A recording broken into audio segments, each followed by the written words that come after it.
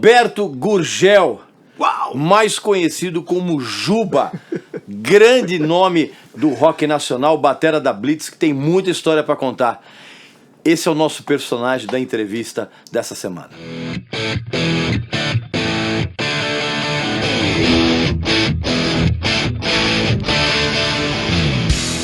Meu amigo e minha amiga, estamos aqui com mais um episódio na nossa série em que a gente conversa com grandes nomes da música brasileira, e eu tenho o grande prazer de ter aqui, nesse momento, um dos caras mais gente fina da história do rock, um sujeito que tem um monte de histórias para contar, como vocês vão ver daqui a pouco ao longo aqui dessa nossa conversa.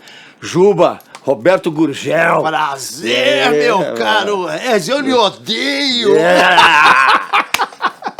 Juba, bom, como a gente sempre faz aqui, não tem pauta prévia, não tem nada, Sim. A gente vai bater papo aqui, e eu procuro sempre fazer um tipo de entrevista que normalmente a pessoa não faz. Sim. Então eu quero começar com esse papo, o Juba, perguntando logo de cara para você, qual é o principal motivo que faz com que a Blitz, hoje, depois de tantos anos, continue levando tanta gente nos shows? Qual que é o atrativo que a banda conseguiu manter durante todos esses anos? Olha, eu não tenho a menor dúvida do seguinte: quando eu entrei na Blitz em maio de 82, já se fazem 38 anos, eu notei que a filosofia da banda não era o amor pelo dinheiro, era o amor pelo trabalho bem feito, por levar um cenário muito bacana, por levar um som e luz do Rio de Janeiro, a Macchialdi no caso, para fazer Norte e Nordeste. E ninguém fazia isso por quê? Por causa de custo. E vocês tiravam o dinheiro do próprio bolso de vocês? Do próprio cachê, exatamente. A gente levava de 4 a 6 pessoas pro cenário, o melhor técnico de som, a melhor técnico de luz, o melhor equipamento, botar um caminhão na estrada para fazer estádio de futebol, porque como a Blitz foi a primeira a fazer estádio Rei Pelé, todos os estádios de futebol, o custo aumenta enormemente. Quanto maior a distância, maior o custo. Exatamente, uma loucura. E aí, do cachê, que era o cachê mais alto na época, entre 82 e 86 no Brasil, e geralmente o custo gira em torno de 15% a 18%, da Blitz girava em torno de 45%. Ou seja, normalmente uma banda, só para explicar para quem está em casa, que é Sim. importante isso, normalmente qualquer artista hoje gasta de 15% a 17% do cachê para pagar todo mundo, pagar os custos do show em si, Sim, né? sim. Que aí tem encargo, tem um monte de coisa. E a Blitz, vocês gastaram quase metade do cachê para isso. Porque havia uma filosofia, principalmente do Evandro, da Fernanda, de levar o melhor show em qualquer lugar do Brasil. Fernanda Abreu, tá? A Fernanda Abreu. E que os artistas, por causa de economizar, não queriam fazer isso. Mas a Blitz falou, não, vamos levar o melhor show, levar uma equipe enorme. E isso foi a causa fundamental que ficou no inconsciente coletivo de quem assistiu, contou para os filhos, e os filhos ficaram com curiosidade de assistir o show, vão no show, aí fala, gente, é muito bacana, vamos lá assistir. Então acho que essa longevidade foi devido à qualidade do show que foi feita a partir de 82. Ou seja, menos dinheiro no bolso, mas muita qualidade para quem assiste. E esse segredo foi mortal. E aí, muitas vezes você tem menos dinheiro no bolso de um determinado show, mas você acaba ganhando no giro, né? Completamente.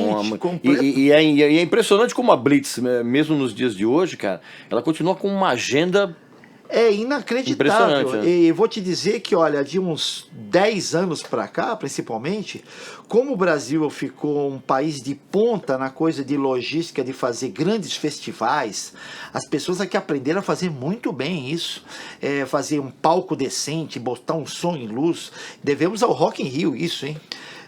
Ele estabeleceu um parâmetro. O parâmetro ficou padronizado por cima. Padronizado por cima. Então você vai no norte, no nordeste, no sul, sudeste. Os festivais são muito bem organizados.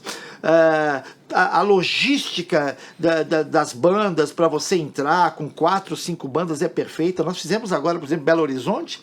Tinha Nando Reis, Paralamas, Legião Urbana, a Blitz e Jota Quest. Ou seja, eu te contei 18 praticáveis enormes atrás do palco. Então é tudo com muita fartura, com muita organização. Não se economiza para dar qualidade no espetáculo e o espetáculo funcionar. Você sabe, né? Para entrar uma banda e a outra e fazer isso em 15 minutos. Você tem que ter não é fácil. Tem que ter... muita gente trabalhando competente. Agora, é engraçado você estar falando isso, ô Juba, essa coisa da qualidade, do que está envolvido dentro de um show, não sei o que, blá, blá, blá. Sim. Porque você veio de uma geração e as pessoas que estão nos assistindo, que são muito jovens, não sabem muito bem o que foi a Turma da Pompeia. Sim. Aqui em São Paulo. A Pompeia é um bairro muito tradicional, para quem mora fora aqui de São Paulo é bom explicar. A Pompeia é um bairro muito tradicional aqui da Zona Oeste de São Paulo, mas ela ficou conhecida como o bairro roqueiro de São Paulo. Hã? A nossa Liverpool. Era a Liverpool, vamos dizer assim, do finalzinho dos anos 60, começo dos anos 70. Por quê? Porque da Pompeia vieram os Mutantes, Made in Brasil. Made in Brasil, o Tutti Frutti da Rita Lee, sim, Luiz né? Carlini. Do Carlini, e veio também, sabe quem? Juba. Juba, é verdade que você foi no comecinho dos anos 70, você foi um dos primeiros caras que montou uma espécie de estúdio de ensaio profissional aqui em São Paulo? Era um negócio... Profissional eu não digo, porque era cheio de casca de ovo na parede para abafar o som. Mas, na época, não Era o que tinha, né? Era o que tinha. Não tinha sala de ensaio. E a nossa Turma da Pompeia eram, assim, dezenas de garotos loucos para tocar. Mozart Mello, Vander Tafo, Rubinho Ribeiro, Faísca, Luiz Carlini, Álvaro Gonçalves... Só feras, garotos na época, pô, não tinha lugar para ensaiar. Como a minha casa era uma casa extremamente comprida, cheguei para minha querida Dona Ercília, que é minha mãe, e falei: mãe, posso cavar embaixo aí, fazer um porão? Aí ela falou: pode, desde que não derrube a casa. Daí que aconteceu? Uma condição importante. Exatamente. Aí nós, em mutirão, né, com essa garotada toda, começamos a cavar, porque como o meu porão só tinha 1 metro, cavamos mais 1 metro e pouco. E aí surgiu o porão, que era a sala de ensaio. E aí o que aconteceu? O que foi bom isso? A gente pintamos, botamos sisal no chão, caixa de ovo na parede para teoricamente... Era a maneira como se isolava os estúdios. Para abafar o som. E aí... a garotada tinha um espaço para treinar, e como os artistas na época, o Fábio Júnior, que era Uncle Jack, Rita Lee, Guilherme Arantes, a galera toda, viu também um local adequado para ensaiar. Então a gente matou 2 coelhos com uma paulada só, porque a gente também começou a descolar trabalho com esses artistas. Além de a gente ensaiar nosso som, ficar tocando lá nossos Black Sabbath, nossos Led Zeppelin, os Blood Rockers, os Blood Rockers, Deep Purple, Uriah Heep e tal, a gente à tarde era o ensaio dos artistas. E esses artistas começaram a pegar a gente para trabalhar com eles. Então, a gente ficou uma junção maravilhosa, e com direito ainda à tarde com o café da Dona Ercília, né? Aquele bolinho de fubá. Quer dizer, virou uma espécie de maçonaria, sim, né? Sim, ali ficou. E olha, estamos hoje no Mosh Studio. E meu querido Oswaldinho, que é dono do Mosh, a 2 quadras ali do porão. Oswaldo, que foi integrante de um grande grupo dos Folhas, né? E o Oswaldinho montou o primeiro estúdio, na minha opinião, profissional de São Paulo. Então, os artistas saíam do meu ensaio, não sei o quê, já iam gravar lá no estúdio do Então, você tinha montado um estúdio já quase profissional para ensaios. Mas o Oswaldo, que foi o baixista dos Folhas, sim, ele já tinha montado um estúdio já mais profissional, para o cara chegar lá e gravar bacana. Então, com toda essa galera na época, o Carlini, por exemplo, me levava para assistir ensaio dos Mutantes com 15 anos, sabe? Ali aquele vizinho, né? Era vizinho dos Mutantes. Pô, e tinha o Made in Brasil, o Oswaldo, que era ali pertinho. Então a Pompeia virou um reduto realmente dos roqueiros, e começou a ter uma infraestrutura para poder ensaiar, para poder gravar, por causa do estúdio do Oswaldinho, por causa do Porão e por causa que a galera do rock estava ali praticamente na Pompeia. Quando você foi contratado, qual foi o teu primeiro trabalho mais profissional, fora tocar com os amigos? Qual que foi o primeiro? O trabalho mais... Você já entrou direto no joelho ou não? Você passou? Não, o trabalho mais profissional foi com o Fábio Júnior, ele ainda era Uncle Jack. Aí, Uncle Jack ou Mark Davis?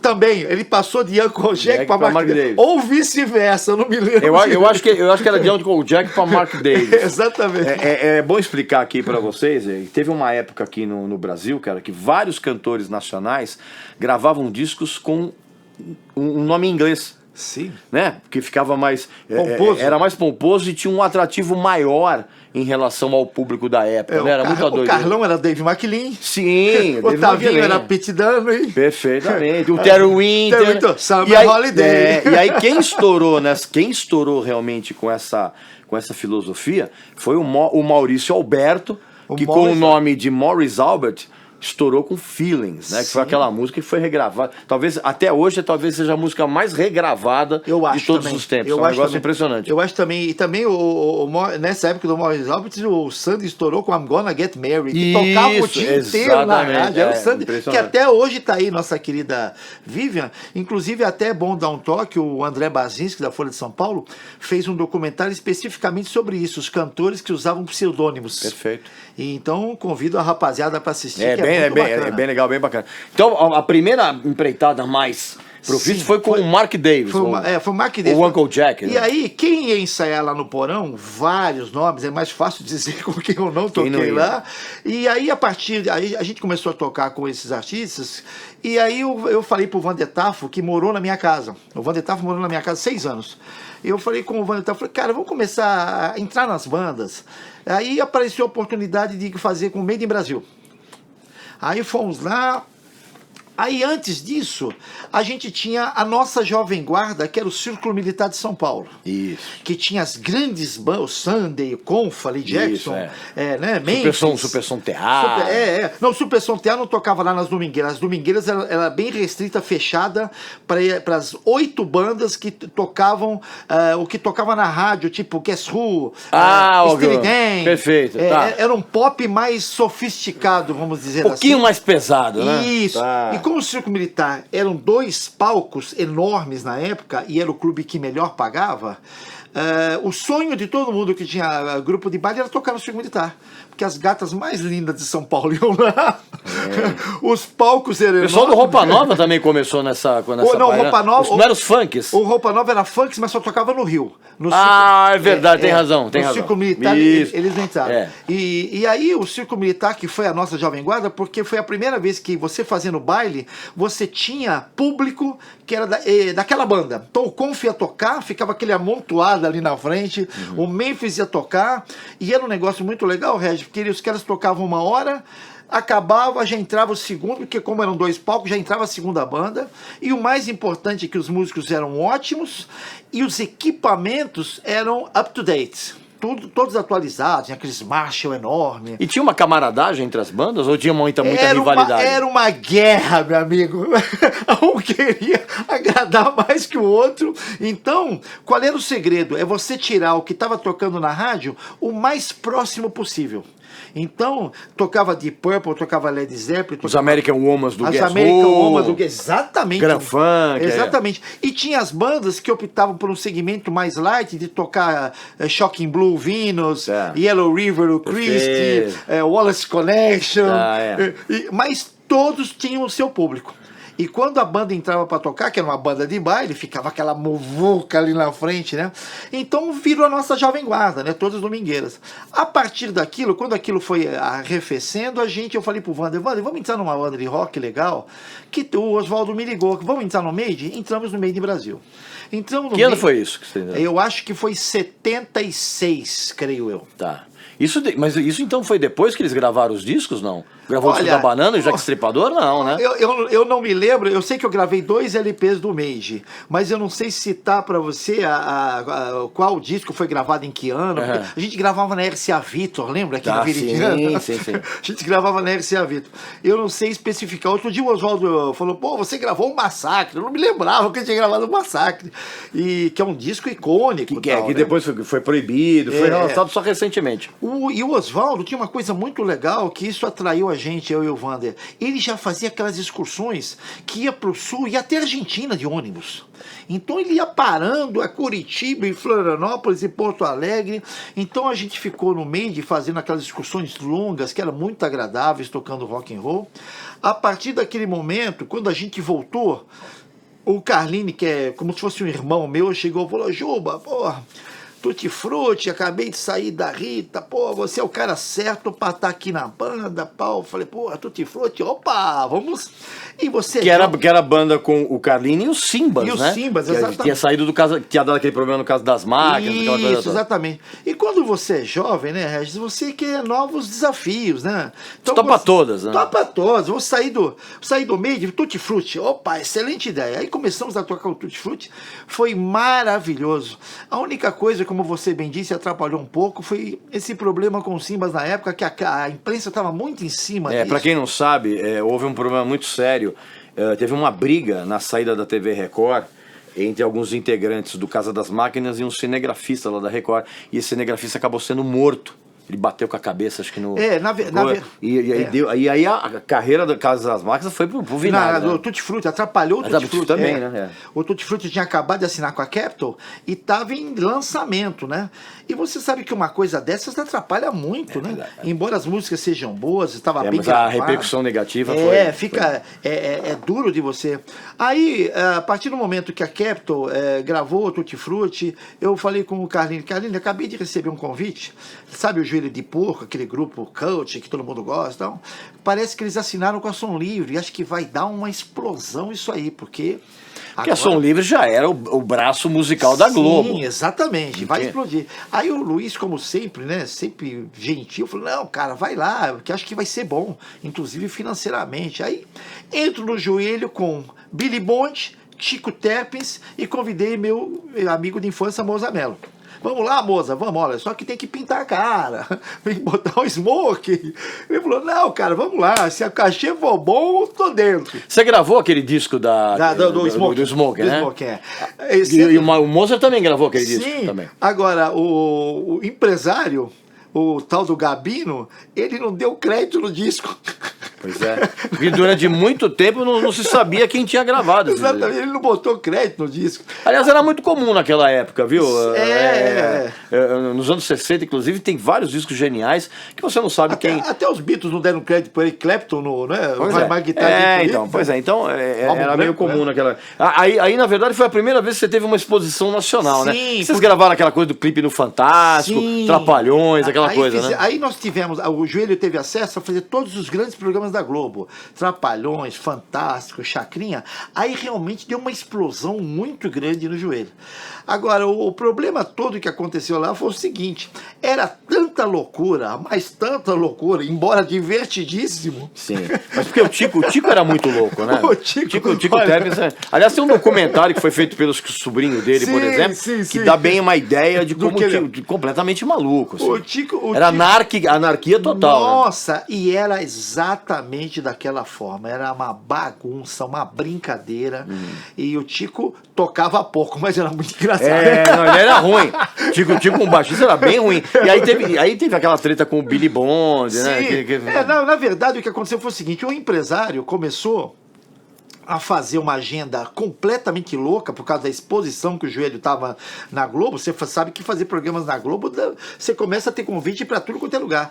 E ele começou a fazer assim um monte de coisas encavaladas de show e começou a não pagar e atrasar feio. Pagamento assim, fazia 5, 6 shows, pagava o último só, e não tô para receber, o contratante não deu o dinheiro ainda, e começou a enrolar, e nessa época o Moza começou a se irritar bastante, porque a mulher dele ficou grávida. E tava precisando de dinheiro. Aí chegou para mim e falou, Juba, se esse cara não me pagar até segunda-feira, eu vou cair fora. E não deu outra. O cara enrolou para pagar, e aí eu convidei o Vander Tafel. Eu falei, Vander, a parada é essa, os caras são ruins de pagar, mas é divertido, nós vamos tocar em tudo quanto é lugar. Aí o Vander, vamos nessa, vamos junto, a gente vai se divertir. Aí o Vander Tafel também tocou no joelho, e foi uma coisa maravilhosa. Aí quando o joelho, a gente resolveu, a gente viu que não recebia do joelho, era divertido, mas as contas chegavam. O boleto caindo, né? Os boletos caindo. Aí não fica tão engraçado, né? Aí eu falei pro Vander assim, Vander, vamos fazer o seguinte, cara, vamos começar, a gente não tem mais, a nossa Jovem Guarda, que é o ciclo militar, o mês de que nós tocamos juntos, saímos. Tutti Frutti, foi legal também a experiência. O joelho de porco, nós não estamos ganhando dinheiro. Vamos começar a fazer uma coisa para ganhar dinheiro, que é gravar em estúdio. O Eduardo Assad era maestro na TV Gazeta, na Reunidas.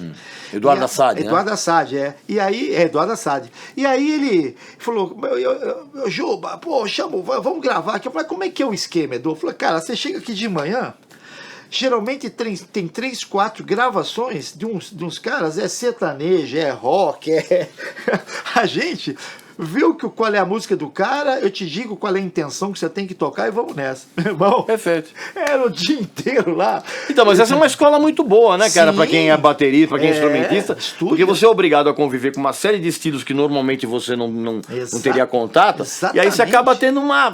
Nossa. Aí você junta isso com aquela jogo de cintura de banda de baile e com mais isso aí. Isso pra gente foi uma maravilha, porque a gente tinha a gravação praticamente todo dia, e aí o Eduardo falou, Juba, olha, eu vou te explorar, cara, porque eu sei que você gosta de cantar, vamos montar um coro? Eu chamo fulano, e a gente monta um coro. Uns backing vocals. Uns backing vocals pra gravar de madrugada. Eu falei, vamos nessa, meu amigo. Aí o Eduardo, aí montamos, cara. Vocês estavam mais ou menos naquele esquema daquele grupo Os Carbonos, né? Que gravava também com todo mundo, exatamente. Né? Só que o estúdio Reunidas, o fluxo de gente pra gravar era muito alto. Então tinha, assim, diversos grupos. O Eduardo Assad comandava o grupo dele, mas tinha outras pessoas que gravavam também. Quem foram os caras mais famosos dessas áreas diferentes que você gravou? Na verdade, a gente não sabia nem o nome do artista, a gente sabia que música estava gravando. Vocês não recebiam isso? Não, a gente não sabia nem o nome. Eduardo falava assim, olha, a música que o cara vai gravar hoje, a base nós vamos fazer é essa aqui. Você gravava a base... E não sabia pra quem? Não sabia, porque ele mostrava pro pseudo-artista, o futuro cantor, e você não sabia o que era, você identificava o gênero. Isso é sertanejo, isso é não sei o quê, mas a gente não sabia. Era muito comum encontrar com o cara na estrada, o cara falar assim, pô, Gil, vocês gravaram pra mim, muito obrigado. Eu falei, pô, mas você quem? Eu sou fulano de tal. E você não tinha a menor ideia? Não tinha ideia, porque a gente gravava por produção. Então, se você fizesse 3 músicas por dia, você tinha um cachê tanto, ganhava tanto. Então, por mês, o que importa é quando a gente estava ganhando. A gente não tinha menor interesse em saber para quem estava gravando e para quem não estava. Aí, infelizmente, morreu o Eduardo. E o nosso núcleo de gravação, como já tinham outros núcleos já formados, não tinha como você entrar nos outros. E aí eu falei, Vander, e agora? O que nós vamos fazer? Ele falou, cara, vamos... Aí o Vander já começou a falar assim, cara, eu acho que eu vou começar a montar uma banda, sabe? O negócio do autoral que faz uma banda sobreviver.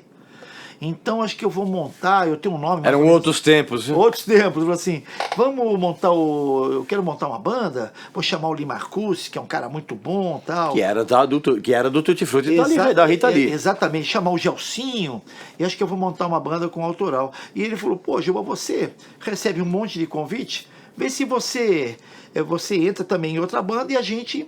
Falei, demorou, eu acho que eu vou seguir o seu conselho. Aí, nessa época, o Duda Neves... Falou, Juba, eu tô morando em Nova York, você não quer passar um ano aqui? Duda Neves, excelente baterista. Excelente batera, uma pessoa queridíssima. Você não sabe, pô, eu almoço com o Michael Breck, encontro o Steve Gadd na rua, aí vai o Billy Cobham. Eu falei, pô, Dudão, tô dentro, onde você mora? Eu falei, cara, eu moro no Pulgueiro, aqui na Rua 14. E você se mandou? Fui pra lá. E aí começou a morar com o Duda Neves, eu, Netão, que hoje é guitarrista do Steve Winwood, né? Netão, grande guitarrista, né?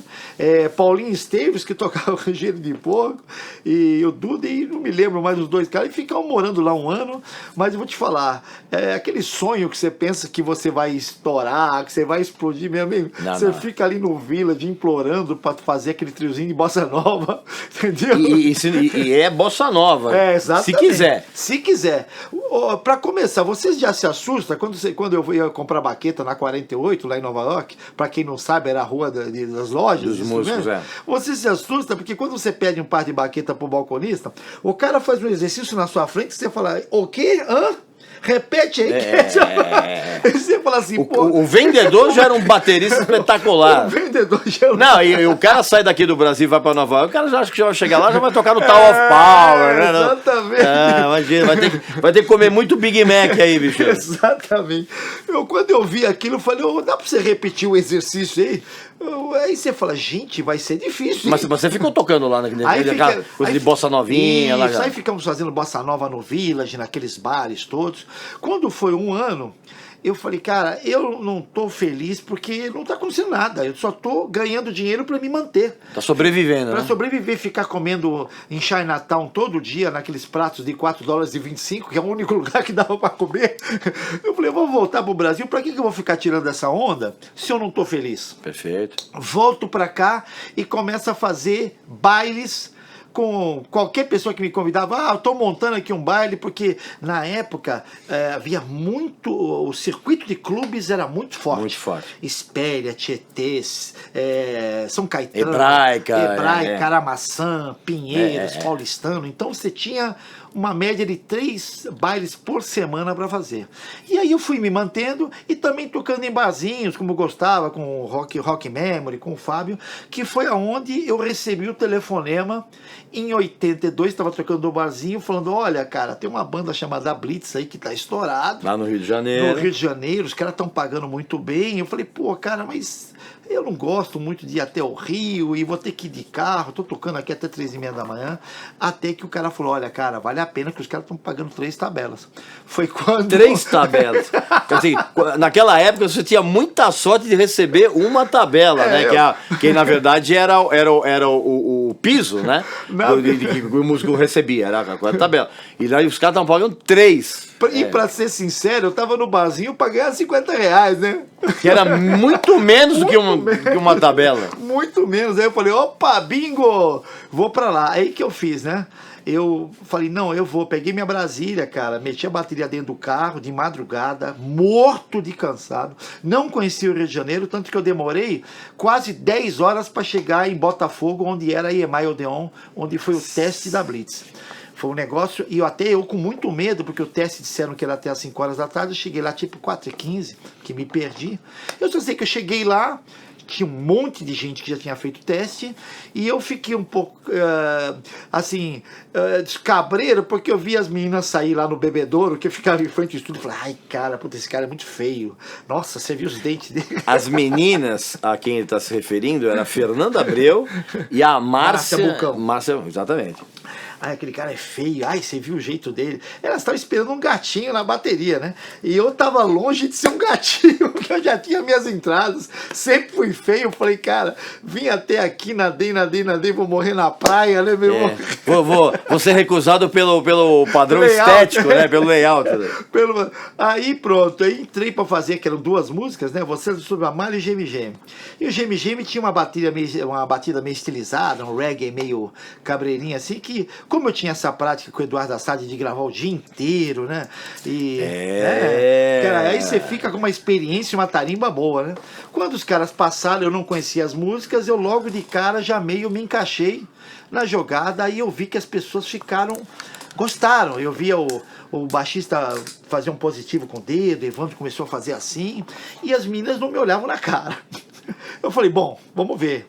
Até 50% acho que eu conquistei, né? Perfeito. Aí quando acabou o teste, eu me retirei, tinha uma sala ali do lado, vem o Evandro, falou, como é que é o seu nome? Eu falei, Juba. Ele falou, Juba, é o seguinte, a gente gostou de você, mas as meninas te odiaram.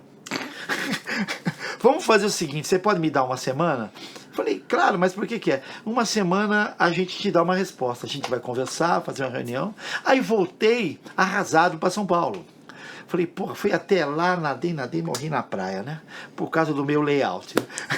Aí eu resumo, não, uma semana depois, Evandro me liga, aí, Juba, pá, pô, tá afim? Falei, legal, cara, tô dentro. Ele falou, só que eu vou te pedir uma coisa, por causa das suas entradas, tal, será que você pode usar boné sempre em todos os shows? Pelo menos no primeiro ano. Eu falei, pô, sem problemas, né? Pra você ver como não ter ego é bom, né, meu amigo? Claro, é. Falei, vamos é lá. muito bom nessa hora. Aliás, é bom você ter ego nas horas que você precisa ter ego, Sim. mas tem hora que você não precisa, não, cara. Então você tem que abrir mão mesmo, sim, claro. Aí eu falei, sem problemas. Tanto que no primeiro ano de Blitz eu sou. Até porque você entrou num lugar de um cara que botou o ego dele na hora errada, que foi o Lobão. Eu não sei se vocês sabem dessa história, mas o batera da Blitz original era o Lobão, que foi inclusive o cara que gravou o disco. Sim, né? O disco que tem as aventuras da Blitz e tal. E, pra quem não sabe, o Lobão chegou e falou, eles iam assinar um contrato lá, e o Lobão chegou e falou assim, cara, mas eu só vou assinar o contrato se eu tiver a garantia de fazer uma carreira solo. Sim. Né? Essa história, não foi essa história? Verídica. Né? É incrível como o Lobão, já na época, como ele acreditava no talento dele, né? Que ele ia estourar mesmo, e ele foi, falou, eu só assino se eu assinar o de carreira solo. E ele, incrível, ele saiu de uma banda que estava estouradíssima. Então, e os caras chegaram e falaram, meu, você tá louco? Você tá exigindo isso? E ele pegou e saiu fora. Saiu fora. Eu tenho que agradecer ele todo santo dia, né? Pois Porque... é. Olha que coisa incrível. Você abrir mão do teu ego pra entrar no lugar de um cara que tava com o ego lá em cima. Incrível. E o Lobão é uma pessoa doce, maravilhosa. Eu até encontro com ele, eu falo, Lobão, eu tenho que te agradecer todos os dias, porque você é um cara que pouca gente acredita tanto e tem a certeza que vai fazer sucesso com o seu trabalho e que acredita na qualidade daquilo que vai fazer. E ele fez. E você fez e conquistou o seu sucesso. Fez e sem tocar bateria. Impressionante. Né? Impressionante. Porque aí depois ele montou os Ronaldos, Sim. que era outro pessoal. Sim, e aí você ficou um ano tocando de boné lá na Blitz. Aí eu fiquei tocando um ano de boné. Te espantou esse período que você passou de um ano, a quantidade de shows, a idolatria das pessoas? Você ficou, mesmo você já tendo uma certa experiência, isso de uma certa forma te deixou chocado? Regis, a diferença de você ser um cara que toca em banda de baile, já é conhecido, já tem um mercado aqui, e você estar numa banda número 1 do país é inacreditável. Porque o volume de trabalho que tem, de entrevistas, de shows, de fazer comercial de televisão, você entra num outro mundo. E tem gente que não aguenta isso, né, Júlio? Não aguenta, e uma coisa boa é que a gente não tinha nem tempo para brigar. Porque o volume de trabalho era tão grande e só fazia coisa boa, coisa de qualidade. Era especial do Roberto Carlos no Maracanãzinho, os nossos estádios de futebol, era tudo grande, bem feito, o público cada vez mais abraçava a gente. Eu me lembro de uma vez, cara, que a gente fez a chegada do Papai Noel no Maracanã, a gente chegando de helicóptero, você imagina... O Maracanã lotado de criança, aquela gritaria. Eu falei, gente, que sucesso inacreditável dessa banda. Eu posso falar porque não fui eu que fiz a música, não fui eu, mas eu ficava assim perplexo. Me surpreendia cada vez que acontecia. Quando o Evandro falou assim, cara, a gente tem que começar a fazer show pra criança. A Blitz foi a primeira a fazer matiné. Eu falei, você tá brincando? Eu falei, cara, vamos fazer que vai bombar. Não deu outro. Quando eu chegava no Canecão, que na época, para quem não conhece, era grande casa de espetáculos, né? Todo mundo queria tocar lá. Eu chegava segunda-feira de manhã no Shopping Rio Sul para comprar alguma coisa, a fila tinha quase 2 quilômetros para comprar convite para as matinês da Blitz. Então as matinês foram um acontecimento. Então, a Blitz botou o ovo em pé em várias coisas. Primeiro, abriu o mercado, porque na época o mercado era completamente fechado para bandas. E as gravadoras não acreditavam em bandas. A partir da Blitz, ela começou a acreditar. Então, abriu as portas para... Só para você ter uma ideia, quando eu cheguei lá para fazer o meu teste, estava fazendo, por causa do sucesso do Você Não Soube Me Amar, estava fazendo teste na EMI Odeon Paralamas, Legião Urbana e Barão Vermelho. Então você vê que deu uma bombada. Abriu a porteira. Abriu a porteira.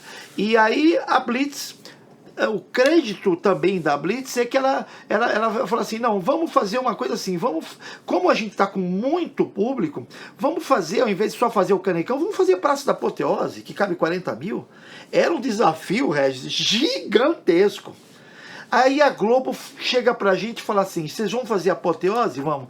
Então vamos fazer o seguinte, que ninguém fez, vamos fazer um especial na Globo de 1 hora só de vocês.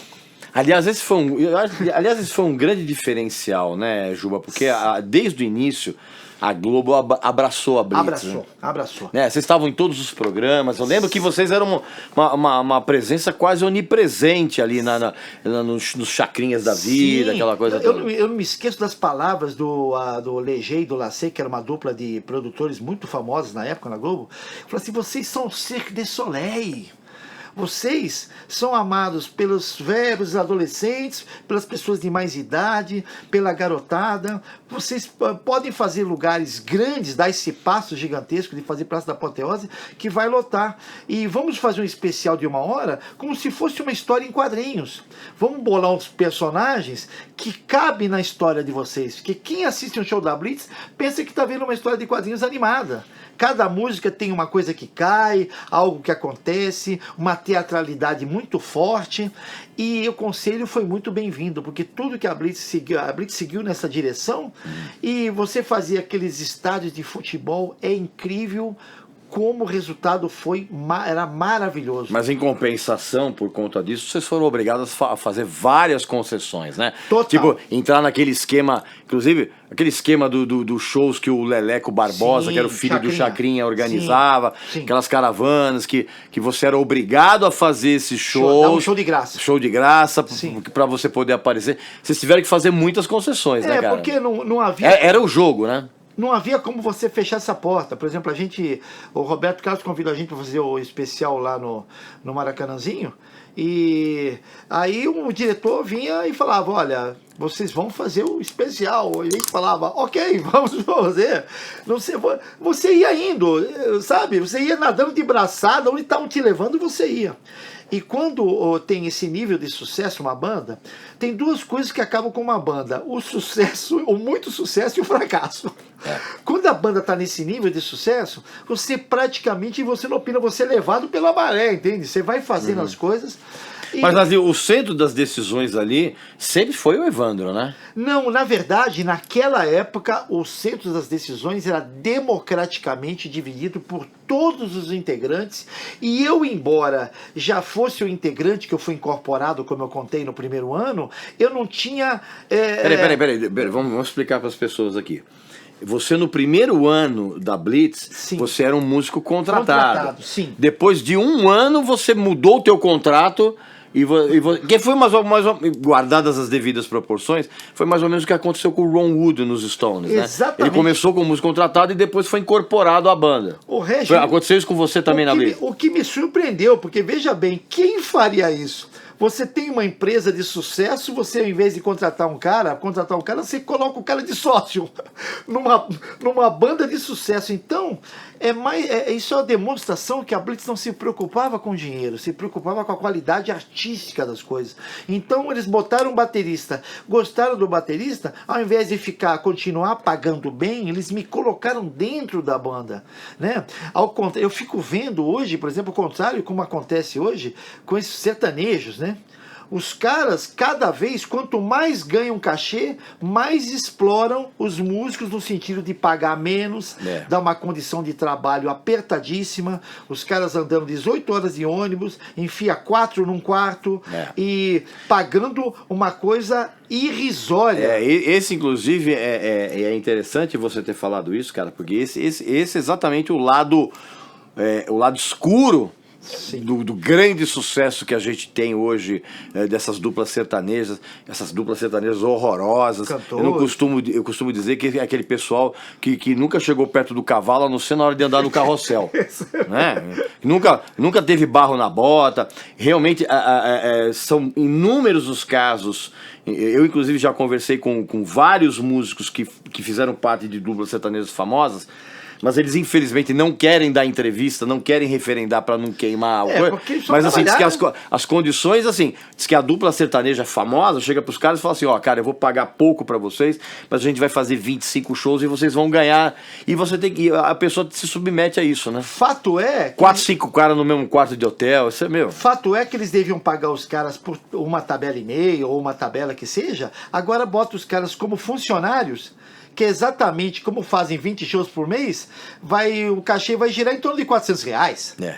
O que teria que ser pago 1.200, 1.500, aí fica é a tal história. E aquela coisa assim, tipo, ó, se você não quiser aceitar, tá cheio de gente querendo fazer isso aí. E o que eu acho uma afronta, Regis, é o seguinte, eu que participei toquei com tudo quanto é artista, eu tenho uma carreira de 53 anos, eu acho assim, quanto mais o artista ganha, as pessoas que acompanham ele durante o ano todo, os músicos, a equipe, quanto mais você agradar essas pessoas, pagar uma remuneração adequada, mais felizes elas estarão ao seu lado. E o rendimento é melhor em todos os Nossa, sentidos, né? Exatamente. Agora você chegar, cobrar cachê de 200, 300 mil reais e cada vez achatando mais o rendimento das pessoas, porque elas ficam sem ter como reivindicar alguma coisa.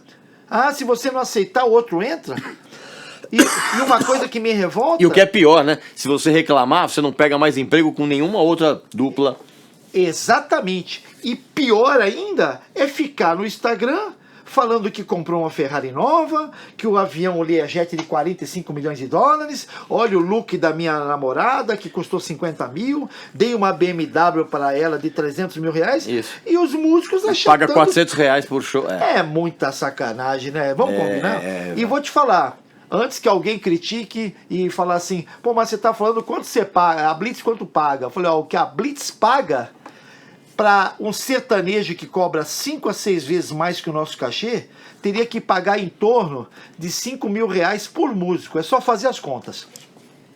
Ficou incrível isso. Incrível, né? Agora, ô Juba, voltando um pouco àquela trajetória da Blitz, Sim.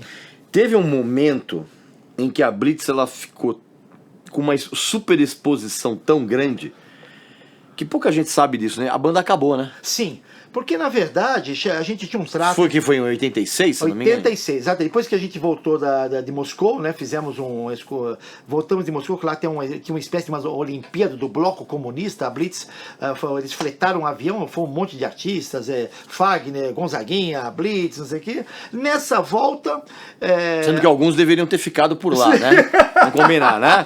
Entre esses artistas aqui, alguns não deveriam ter voltado, mas essa é outra história. Essa é história para outro vídeo. Aí o Evandro recebeu um convite, na época a Tina Turner era o Michael Jackson da época, era a bola da vez, e convidou o Evandro, que a Tina e a Turner e a Pepsi estavam fazendo com os caras mais famosos de cada país da América Latina, comercial da Pepsi, e convidaram o Evandro para fazer esse comercial. A banda, como deixou de fazer muita coisa individualmente, comercial de TV e show para não sei quem, disse pro Evandro, não, você não vai. E aí ele falou, eu vou. E deveria ir mesmo. E deveria ir mesmo, lógico. Claro, perdeu uma oportunidade dessa. Foi, na volta dele, a banda se autodesintegrou. Vamos dar nome aos bois, inclusive, na verdade. Né?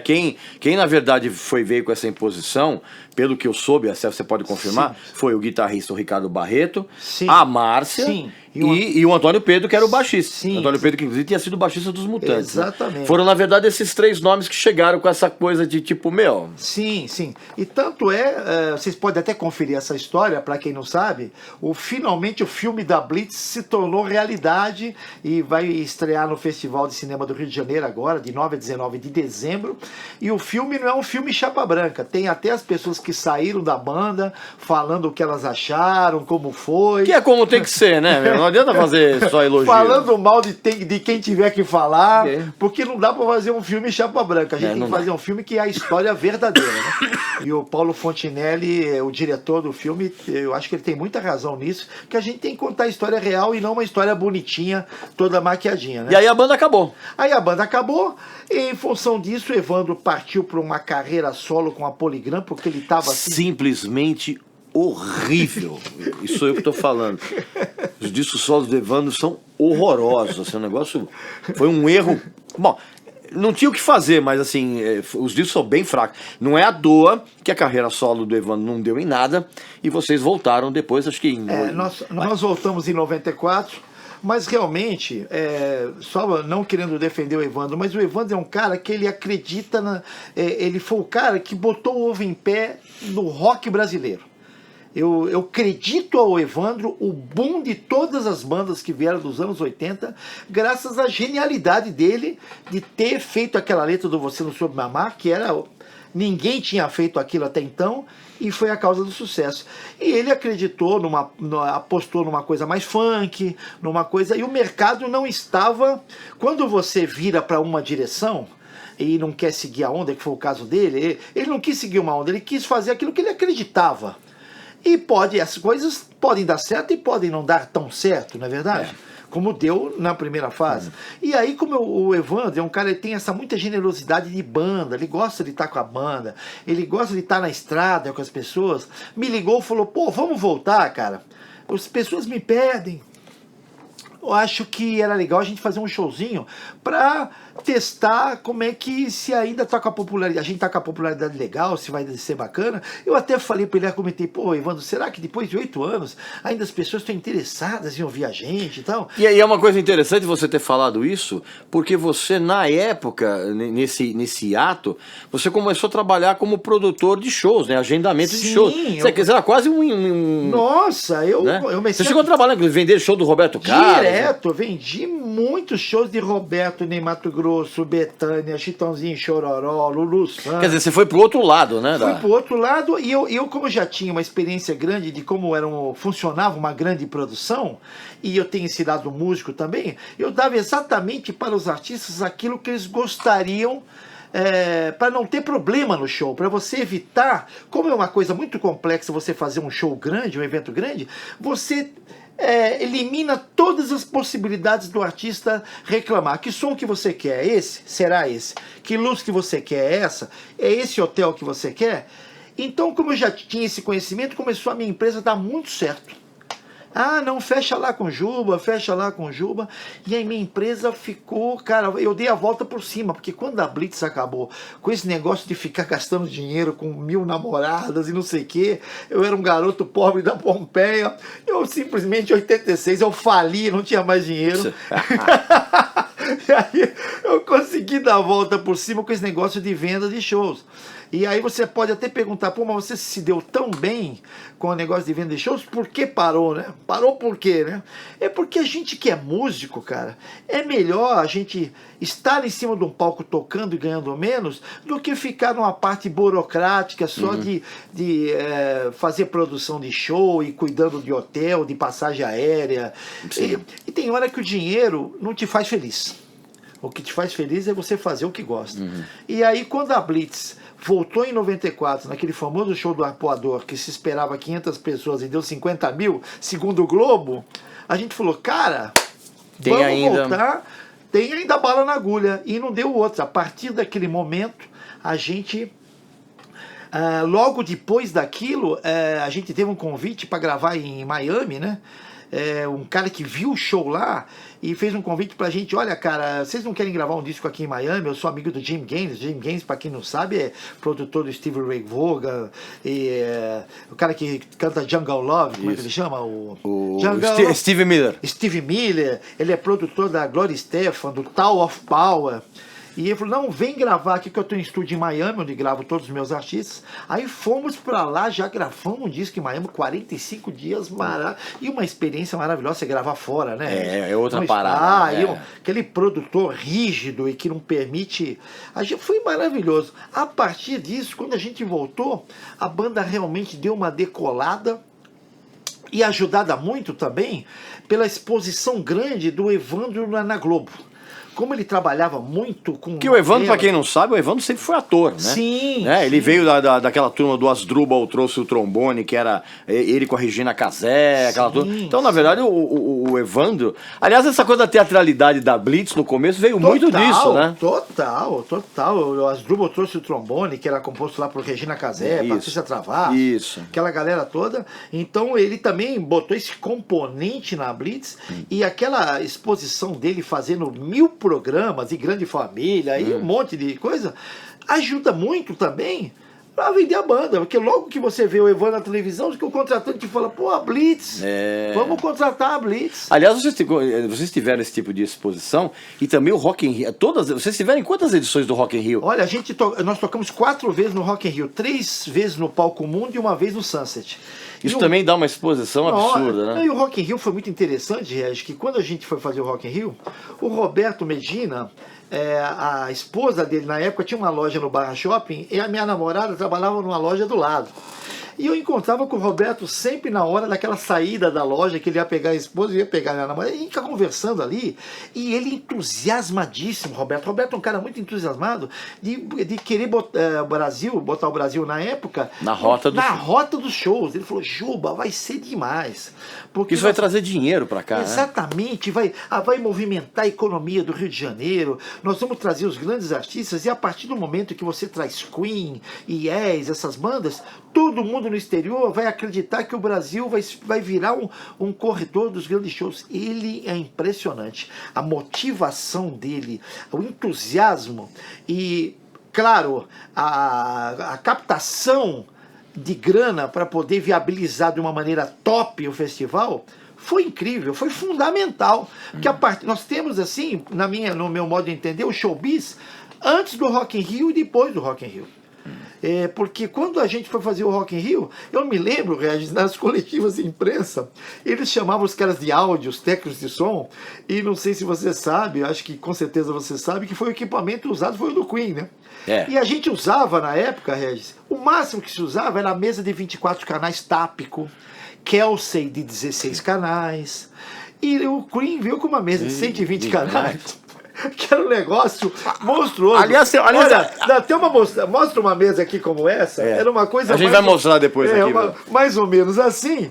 Aí, quando foi na coletiva de imprensa, todos os técnicos que estavam lá, e para quem não sabe, técnico de som no Brasil é aquele cara que era assistente de estúdio, depois arrumava a luz e... Sabe? É verdade aquela história. Eu sei de uma história muito interessante. É verdade aquela história de que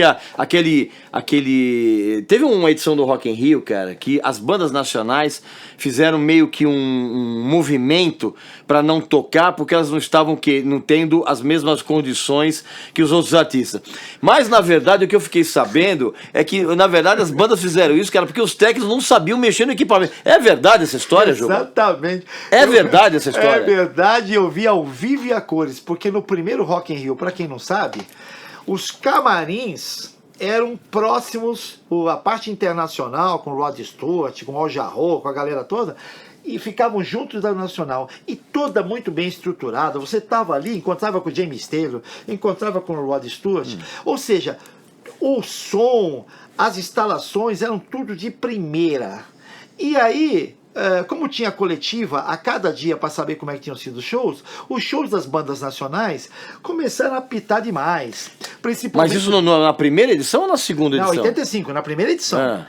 Os problemas deram na primeira edição. Foi quando o Queen trouxe o equipamento. Porque quando o Queen trouxe a mesa de 120 canais, nós estávamos aqui pilotando monomotor. Os caras vieram com um Boeing 767-300, entende? Quando os caras olharam a mesa, o que eles queriam saber não era o volume. Sabe? Era tanto botão. Onde é o manche? Como é que faz para subir? Que eles não tinham a menor noção. E quem é que tem coragem, na frente da imprensa toda, chegar lá e falar assim, olha, cara, tá apitando porque a gente não sabe mexer. Jamais alguém vai ter a coragem de chegar na frente dos artistas, deles principalmente, e falar que não sabe mexer naquilo, que era uma realidade. Porque os técnicos lá fora já tinham faculdade de áudio, já vinha uma trajetória. Não, era outro preparo, imagina. Outro mundo. As pessoas aqui os técnicos aqui no Brasil nem sabiam gravar rock direito aqui. Exatamente. Então, Isso é uma verdade, eu até disse isso no Rock in Rio 30 anos, no documentário, eu falei isso e quem esteve lá sabe que eu estou falando a verdade.